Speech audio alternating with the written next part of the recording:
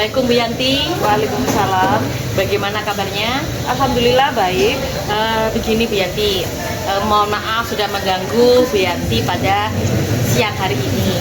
Sebenarnya di sini saya ingin memohon izin untuk mengobservasi Bu Yanti berkaitan dengan kegiatan belajar mengajar Bu Yanti di kelas.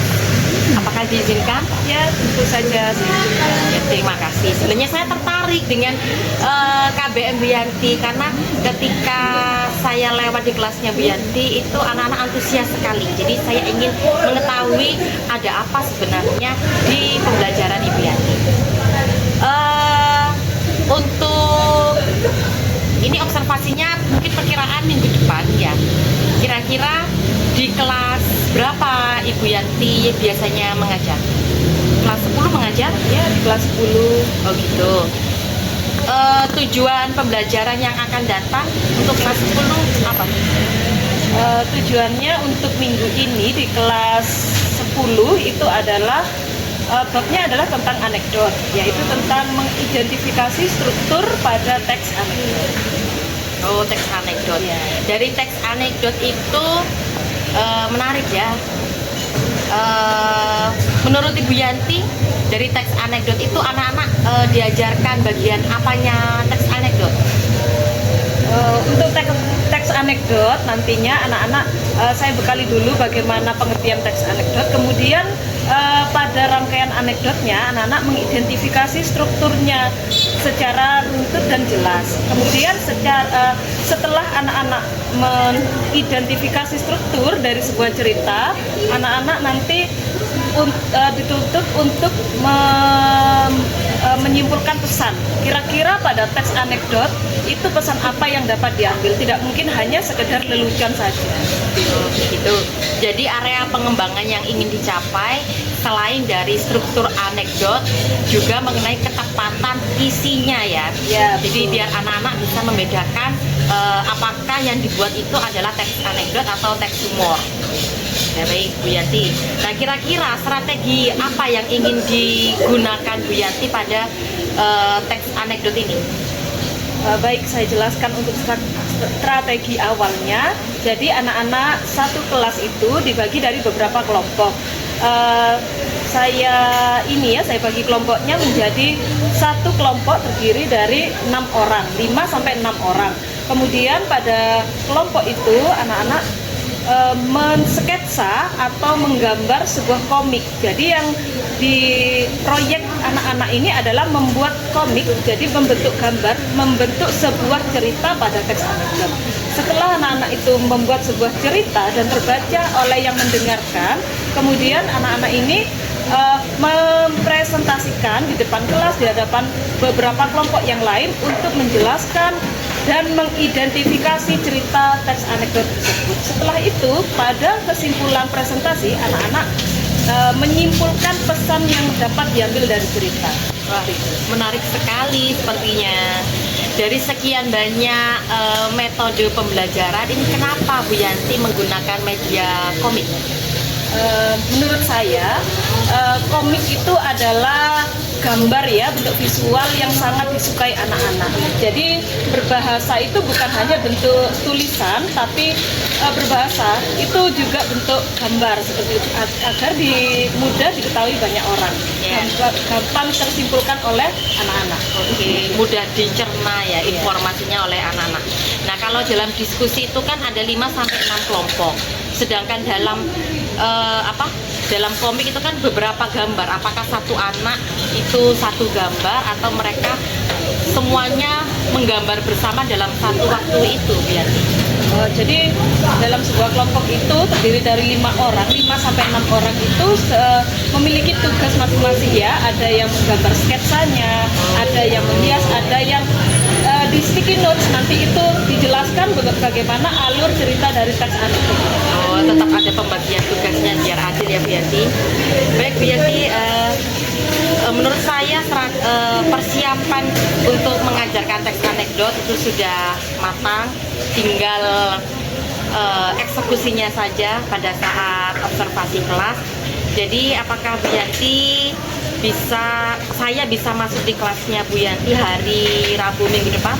Ya, boleh. Boleh. Jadi kebetulan Rabu itu hari batik ya, tanggal 2 Oktober. Bertepatan dengan hari batik Ya. Baik, itu saja dari saya. Nanti kita akan ketemu lagi minggu depan. Gitu Bu Yanti. Ya, boleh. Baik, terima kasih Bu Yanti, dan saya juga mohon maaf karena sudah meminta waktunya Bu Yanti. Oh, tidak masalah. Assalamualaikum. Waalaikumsalam.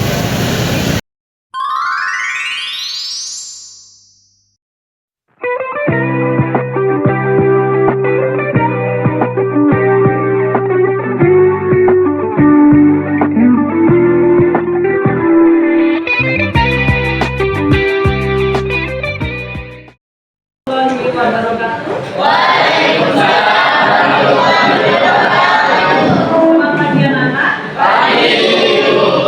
Apa kabar hari ini? Ada yang tidak masuk? Berapa orang? Satu. Siapa? Fatima. Kenapa? Minggu lalu kita belajar apa? Pertemuan kemarin ya, berarti hari Selasa ya? Sekarang hari Rabu, seharusnya kalian memakai baju kotak-kotak, tapi ini ada peringatan hari tapi masih memakai batik semaya, berarti sama dengan saya ya?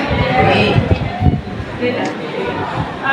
Kemarin pertemuannya kita belajar apa? Teks. Anekdotnya ini diapakan? Dibikin kopi.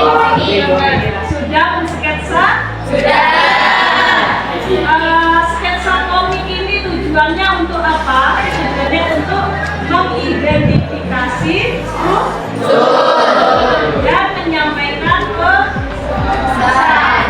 Karena dalam teks anekdot itu apa pengertiannya, Mas Yuda? Menyindir secara halus. Menyindir secara halus ya. Coba kamu apa? Anekdot itu apa? Bercerita. Anekdot itu bercerita. Ceritanya itu mengandung pesan apa tidak? Apa hanya bercerita? Mengandung ya, mengandung pesan ya. Di buku sejarah apa kalau anekdot itu? Ada apanya? Selain mengandung pesan ada apa? Humornya ya, itu adalah anekdot. Sering kita jumpai pada stand up comedy. Ini sudah dibentuk kelompok ya. Bagaimana kalau sekarang perwakilan kelompok maju ke depan untuk nanti yang kedua siapa yang presentasi terlebih dahulu? Yuk, silakan.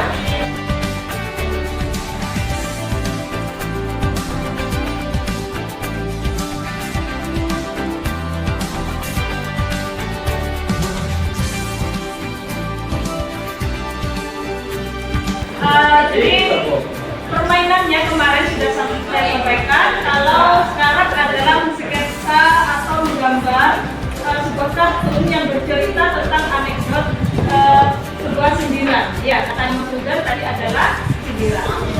Bukan hanya sindiran, tapi ada sebuah pesan itu bercerita tentang anekdot. Ya, kemudian setelah itu nanti ke-6 kelompok ini menempel ceritanya masing-masing di lembar kerjanya, yaitu kertas manila. Ya, sekarang kita mulai melanjutkan menggambar komik lagi. Ya.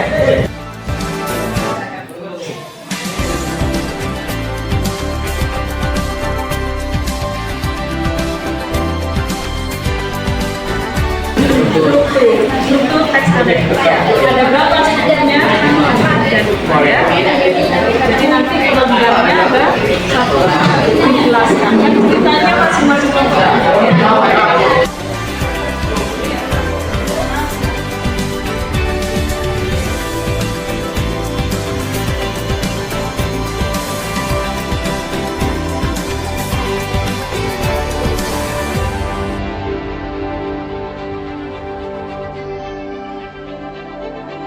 Assalamualaikum warahmatullahi wabarakatuh.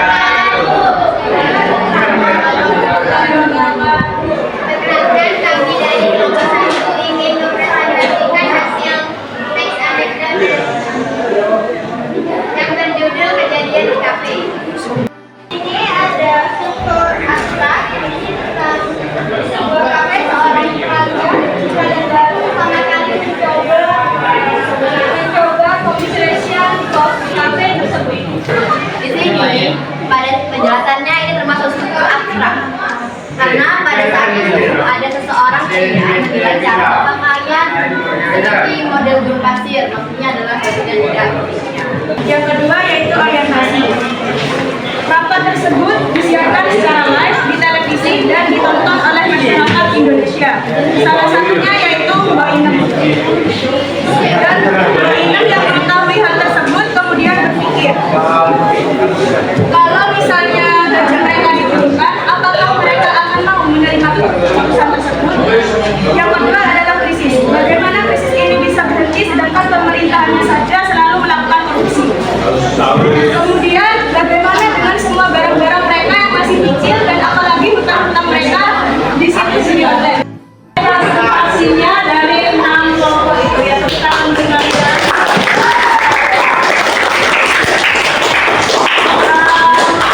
Masing-masing kelompok punya cerita sendiri terkait dengan anekdotnya, sindirannya, baik pesannya terhadap apa? Apa saja ceritanya? Kamu Nyanyian di kafe. Iya. Jadi itu tentang mengenai minuman di luar ya. Ada lagi yang politikus tadi ya? Ya. Macam-macamnya beragam di kehidupan sekitar kita. Pesan apa yang bisa dapat diambil? Kalau bisa disimpulkan, siapa yang bisa menyimpulkan pelajaran hari ini? Saya Nizila yang menjawab. Jadi kita itu dapat secara kritis mengetahui kehidupan sosial yang terjadi melalui komik anekdot. Besok kita tetap pada teks anekdot yaitu tentang kaidah kebahasaan. Sekarang struktur besok teman selanjutnya adalah kaidah kebahasaan. Saya akhiri, wassalamualaikum warahmatullahi wabarakatuh.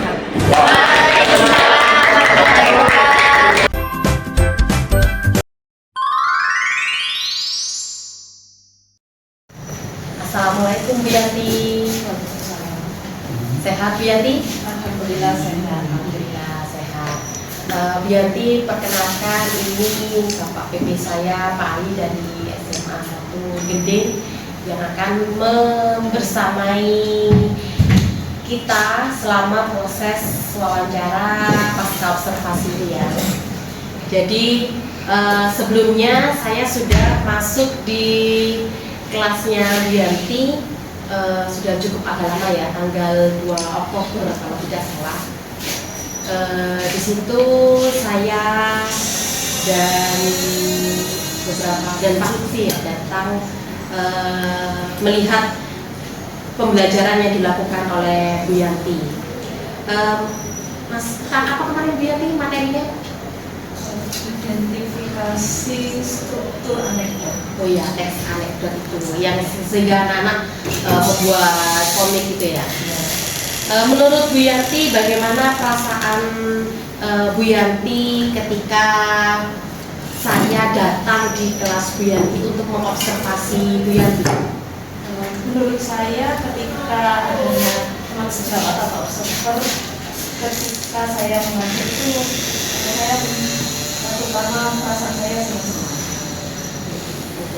Apakah tidak ada rasa tertekan atau grogi ketika saya melihat Bu Yanti mengajar? Oh jelas tidak. Oh tidak ada, sudah terbiasa ya Bu Yanti. Baik, Bu Yanti masih ingatkah proses pembelajaran yang sudah dilakukan Bu Yanti waktu di kelas dengan materi teks anekdot? Masih ingat. Bisa dijelaskan apa saja urutannya? Jadi anak-anak berkelompok terlebih dahulu sesuai dengan minat belajar siswa. Saya kategorikan dulu siswanya.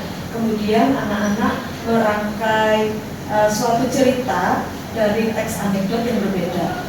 Entah itu judulnya ada yang kalau tidak salah judulnya anak itu ada yang seorang sarjana, ada yang tukang sampah keliling seperti itu. Nah itu sesuai dengan judul yang diambil adalah sesuai dengan minat anak-anak, maksudnya kemampuan anak-anak. Berarti setiap kelompok bervariasi ya? Iya, ada diferensiasinya. Kemudian anak-anak itu setelah mengambil suatu judul, anak-anak itu menggambar seperti komik, menulis. Kemudian setelah digambar anak-anak itu ditempel di kertas lalu sesuai dengan struktur teks anekdot kelima struktur itu. Setelah anak-anak meraknya di kertas plano, baru setiap kelompok mempresentasikan dan kelompok lain memberi komentar seperti apa sih strukturnya dan kelebihannya dari masing-masing kelompok. Ya, berarti apa yang sudah direncanakan Bu Yanti di percakapan kita praobservasi itu sudah terlaksana semua ya? Ya, dari catatan saya memang semua strategi yang Ibu rencanakan itu sudah dilakukan semua. Jadi sudah nampak ada pembelajaran diferensiasi, anak-anak bebas memilih isi cerita sesuai dengan keinginan mereka. Jadi bisa termasuk diferensiasi konten ya, maunya sama seperti maunya Ibu Yanti. Kemudian pemilihan metode komik itu juga menurut saya sangat menarik karena ketika di kelas anak-anak terlihat lebih antusias ya daripada sebelumnya. Kalau di tahun-tahun sebelumnya itu kan biasanya kita biasanya dalam bentuk teks, kemudian anak-anak disuruh untuk membaca, kemudian untuk menyimpulkan seperti itu. Tapi di sini ternyata Bu Yanti sudah muncul ada metode baru. Bu Yanti, menurut Bu Yanti, selama proses anak-anak membuat komik anekdot tersebut, menurut Bu Yanti apakah ada hambatannya? Pasti ada lah ya, 1-2 anak saya amati setelah saya berkeliling itu setiap kelompok ada yang masih 1-2 anak itu masih terfokus atau sering bicara atau melamun seperti itu. Itu dalam satu kelompok? Iya, dalam satu kelompok. Mereka tidak tahu ya membicarakan tentang apa, pokoknya kok sering bicara di luar dari pembicaraan tersebut. Kemudian ada juga yang seperti melamun seperti itu. Kira-kira menurut Bu Yanti, kenapa ya di dalam satu kelompok itu selalu ada anak yang berbicara dengan temannya, yang melamun? Nah, kira-kira menurut Bu Yanti apa yang mendasari atau latar belakang mereka untuk tidak mau bekerja sama dengan kelompoknya? Mungkin ya, menurut saya kalau yang sering bicara itu tidak sesuai dengan misal judulnya yang diharapkan oleh dia. Misalnya, tidak sesuai harapan, makanya dia sering keluar dari kebiasaannya. Misalnya dia sering fokus, tiba-tiba dia akhirnya bisa berbicara seperti itu. Lalu juga nggak mungkin. Kemudian kalau yang melamun itu saya juga kurang tahu apakah dia ada masalah sebelumnya atau bagaimana, atau saya yang kurang antusias untuk mengarahkan dia. Banyak yang melamun? Tidak ya? Tidak. Sedikit mungkin. Wajar ya, selalu di dalam setiap kelompok itu ada saja beberapa anggota kelompok yang terlihat pasif atau kurang fokus atau kurang dalam bekerja sama. Nah, menurut Bu Yanti, kira-kira ketika kita dihadapkan dengan kondisi anak yang seperti itu, yang kurang pasif, kemudian yang pasif maksudnya, kemudian tidak fokus terhadap pembelajaran atau kerja kelompok, solusi yang ingin Ibu terapkan apa? Mungkin kalau dalam kelompok Ya. Saya seharusnya lebih intensif mengarahkan siswa yang kurang fokus seperti yang tadi saya contohkan. Kemudian apa keluhannya atau hambatannya, mungkin saya wawancara terlebih dahulu. Kemudian apa yang diminta, misalnya Bu, saya kurang memahami dari bacaan atau teks judul tersebut, boleh tidak saya itu saya seharusnya memfasilitasi siswa-siswa yang seperti itu. Kemudian untuk yang melamunnya atau karena ada masalah atau apa, saya arahkan, saya memberi fokus atau saya memberi pendinginan kepada seperti SPT. Oh, ya, bagus sekali ya. Jadi memang adanya SPT itu bisa memunculkan motivasi dan semangat kepada anak-anak. Kemarin juga sempat saya lihat ada anak yang bertugas membuat sketsa, kemudian ketika mereka selesai dengan tugasnya, mungkin itu ya yang tergolong yang anak kemudian berbicara dengan temannya. Jadi merasa tugasnya di dalam satu kelompok itu selesai, kemudian akhirnya dia main sendiri. Pada teman dalam satu kelompoknya masih ada yang mewarnai atau membuat menebali garis ya. Kira-kira untuk kedepannya yang akan dilakukan oleh Bu Yanti terhadap anggota kelompok yang pekerjaannya sudah selesai apa? Intinya biar mereka tidak sibuk dengan dunia mereka sendiri. Mungkin kalau seandainya kan ini kelompoknya bervariasi ya, ada yang selesai dahulu, ada yang mungkin agak sedikit lambat ya pengerjaannya dalam sketsa komiknya, ada kelompok lainnya sudah jauh, sudah dari tadi maksudnya selesainya. Nah mungkin solusi saya untuk anak yang selesai terlebih dahulu ini membantu teman yang satunya, membantu kan itu pembagiannya ada yang menganalisis strukturnya, ada yang sketsa, ada yang mewarnai, ada juga yang hitam putih namun tidak berwarna. Jelas di situ pasti ada yang belum, kelompok anggota lain yang belum selesai pekerjaan. Jelas anggota yang sudah selesai tidak mungkin saya biarkan untuk main HP atau belum sendiri atau melamun. Pasti saya mengharapkan untuk membantu teman yang belum selesai. Jadi tetap berbagi tugas ya. Sampai semuanya finish selesai dan akhirnya presentasi. Oke. Ya solusi yang tepat. Jadi meskipun anak itu diberi tugas utamanya sudah selesai, tetap tidak boleh lepas tangan ya, karena masih ada tugas kelompok yang harus diselesaikan. Jadi dengan Bu Yanti menyarankan anak-anak tersebut membantu anggota kelompok yang lain, itu menurut saya bisa meningkatkan rasa kepedulian juga kepada siswa tersebut. Baik Bu Yanti, kira-kira apakah solusi yang diterapkan ini akan diterapkan Bu Yanti di diskusi-diskusi berikutnya?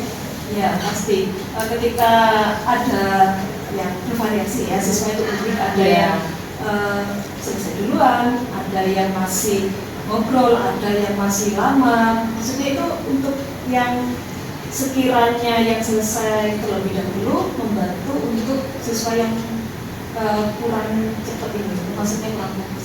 Kira-kira minggu depan apakah ada proses pembagian kelompok lagi ya, dengan materi yang baru? Ya, jelas ada pembagian kelompok dengan materi yang baru. Oke. Baik Bu Yanti, itu saja dari saya. Menurut saya dari hasil observasi kemarin, kemudian kita menggali hasil pembelajaran Bu Yanti, saya pikir Bu Yanti sudah bisa menemukan solusi dari permasalahan siswa dalam berkelompok. Jadi saya harap semoga apa yang sudah direncanakan Bu Yanti dan pembelajaran-pembelajaran selanjutnya baik untuk Bu Yanti maupun untuk saya bisa berjalan dengan lancar, tidak ada kendala. Dan saya juga berterima kasih atas ide dari Bu Yanti dengan penggunaan komik terhadap materi teks anekdot ini, karena menurut saya ini sangat bagus dan bisa memunculkan ide-ide kreativitas anak-anak. Baik Bu Yanti, saya juga berterima kasih sudah menjadi kunci saya, rekan saya selama proses pra observasi sampai pasca observasi ini.